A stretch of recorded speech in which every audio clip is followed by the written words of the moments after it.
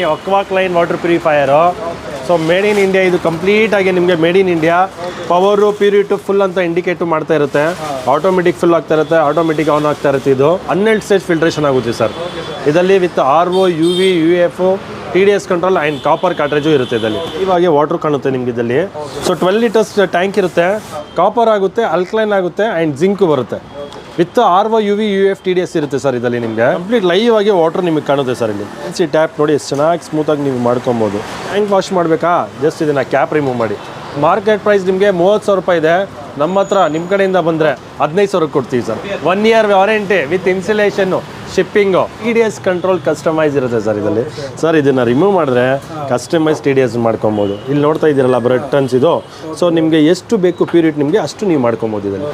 ಇದು ಕಂಪ್ಲೀಟ್ ನಿಮಗೆ RO, UV, UF with alkaline, copper, zinc 12 stage filtration ಕೊಟ್ಬಿಡ್ತೀನಿ sir ಇದನ್ನು. 50